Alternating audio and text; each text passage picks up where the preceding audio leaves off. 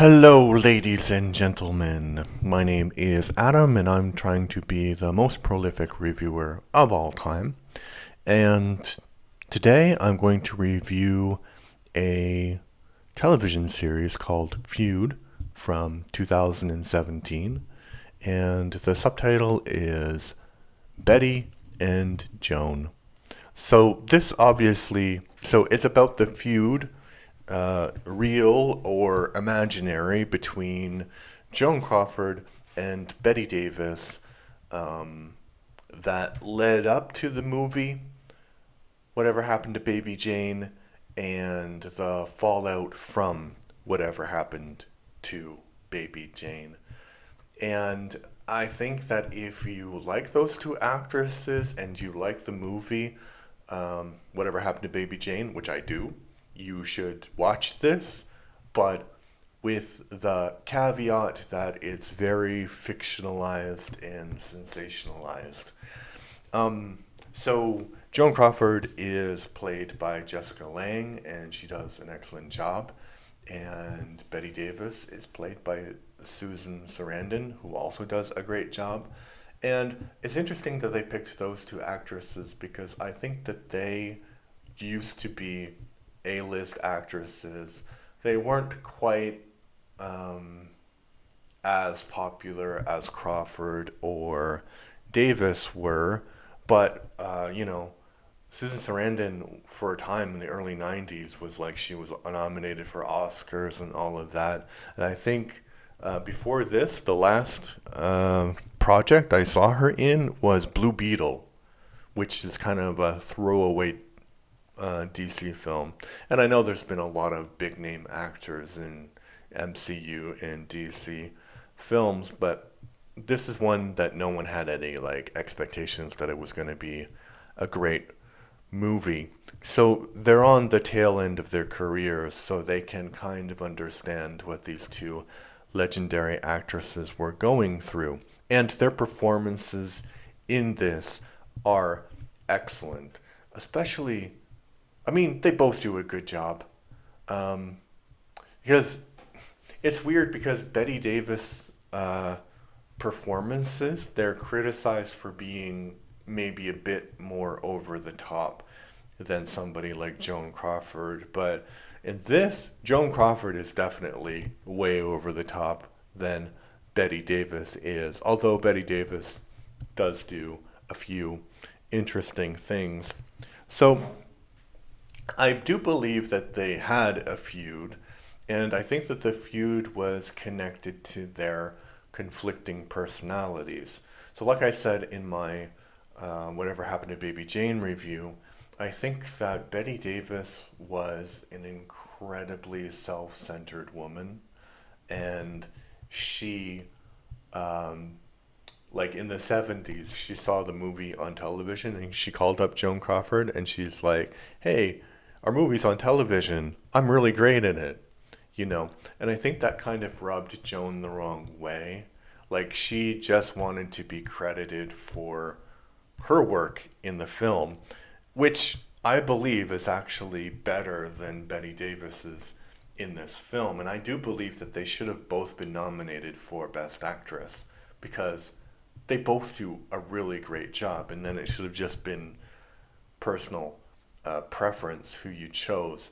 But the film, the series kind of makes it like everything that is rumored seems to be true in this series. So Betty Davis really did believe that Joan Crawford went out of her way to campaign against her in the Oscar race. And so in the series, you see how Joan Crawford actually does this. And I don't know because I wasn't there, but I don't think that that actually happened. I think that, I think Betty assumed that it happened because Joan did accept the Best Actress award. And I think the reason she accepted the Best Actress award, so in the movie, it's kind of like, in the series rather, it's kind of like, well, she just phoned up a bunch of people and then she kind of guilt tripped them into letting her accept the award because clearly she deserves it, right? She's Hollywood royalty. Um, But I think like she got irritated about how Betty was promoting the film without much reference to her. And so she was also irritated by the fact that she wasn't nominated. So this was the thing that she was going to do, get revenge. But because she did that, because she accepted the award, that's when the feud started in Betty's mind, right? So the feud started in Joan's mind when she didn't get any credit for acting in this film. So yeah, I think that, as I said, a large parts of this are actually fictionalized, but it doesn't make it any less enjoyable. It's really, really enjoyable. There's a scene where so Joan Crawford and Jack Warner are in his office, or he comes to her because she's under contract and she needs to promote the movie and she's not promoting the movie. And she goes through this whole speech like, you never treated me with respect. I've been working for you for so long. I've been such a successful actress and everybody talks about her and they don't talk about me. And then finally she says, do you think she's a better actress?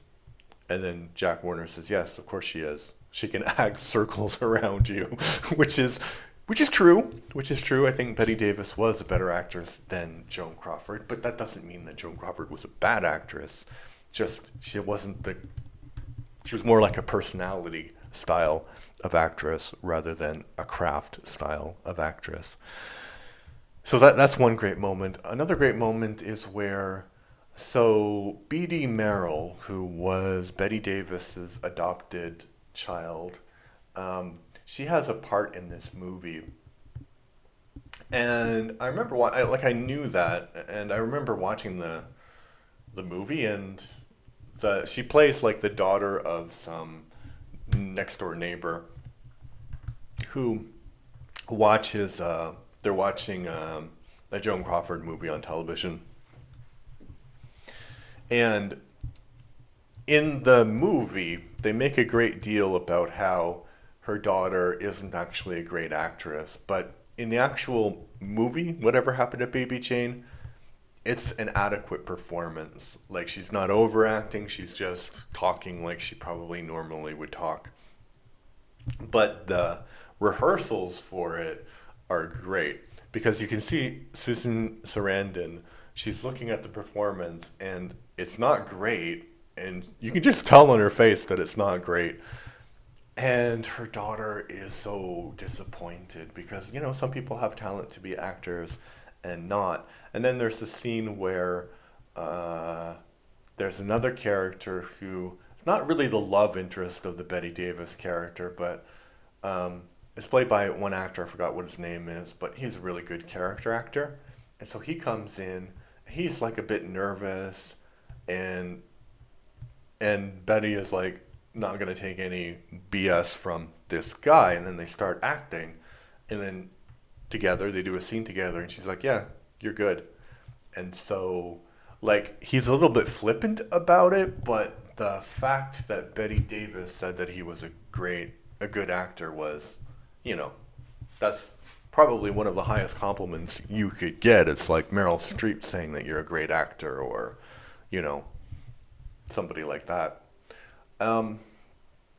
So there are good moments in it, and it is enjoyable, but as I said several times, it's fiction. The one part that I don't like at all about this is that it takes these two women who survived in Hollywood from, so Betty Davis's career started in the early 30s and Joan Crawford's career started a little bit earlier than that. So they had been in Hollywood for this point for 30 years, right? Or longer in Joan Crawford's case. And it makes them so incredibly naive to the gossip industry. And I think they knew that if this production got attention, then people would go see the movie. So I think that they were quite aware that the studio would be feeding, gossip columnists stories, so people would be talking about the movie.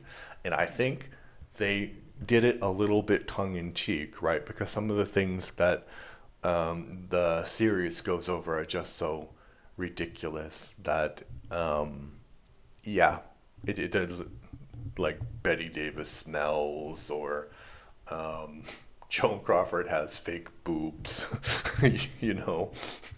Um, so I think, yeah, and in the series, they're treated, and Alfred Molina plays the director of the movie, which he does a good job, but they're they're portrayed as being idiots who don't know that this is happening, and they would quite know what was happening. And this this this gossip columnist feud is shown to be the thing that starts the feud between Joan and Betty. And it's not about that at all. It's about how, as I said, about how Betty did not think about Joan when promoting the movie and talking about the movie.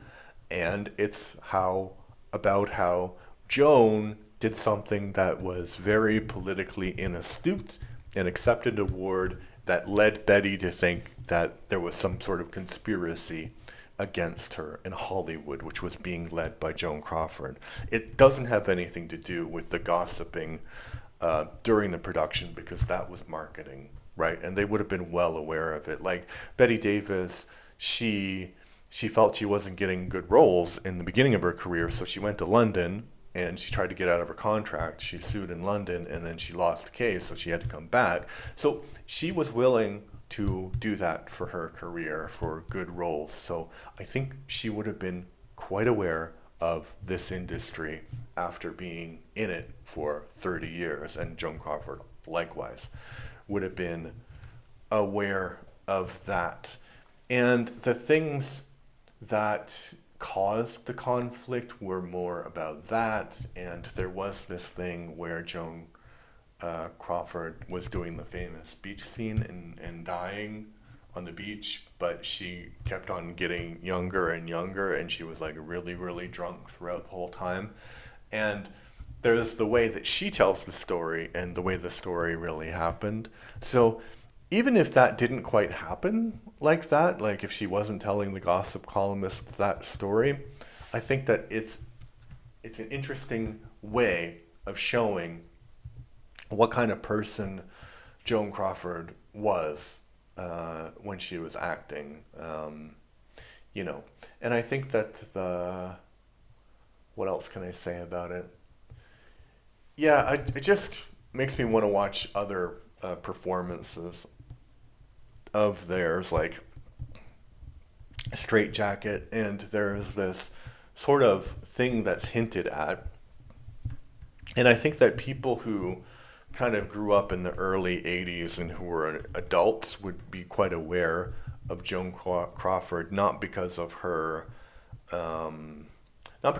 career, but what happened after her career. One of her daughters, wrote a memoir called Mummy Dearest, and in it she just writes about the abuse that Joan Crawford inflicted on her. And then B.D. Merrill wrote a similar book, and it's kind of weird because Betty and Joan are always connected, even in with their children. And so in the series, the abuse that Joan Crawford handed out to her children is never directly shown, but it's heavily implied, and she says that she is like a disciplinarian. And Betty's kind of bad parenting, like, I don't know if she was a good parent or bad parent, but it's possible she was a bad parent because she was so self-centered, you know. Interviews always about her and not about her co-stars or anybody else. So I think she lived a life where her career was the most important thing, and that led to suffering among the people around her. So I think Joan was also like that, but she also had a much more violent style of parenting. So anyway, the book was turned into a movie, which was a flop, but now is some kind of camp classic called Mummy Dearest.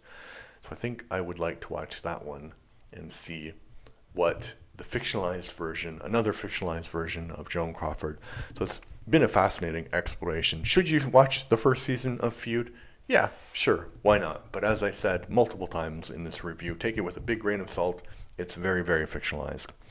All right, if you want to support this channel and this podcast, please like and subscribe. Looking for 200 subscribers by the end of January, and we have 164 as of the time of this recording. And I'm looking for 15 followers on Spotify. All right, thank you. Bye-bye.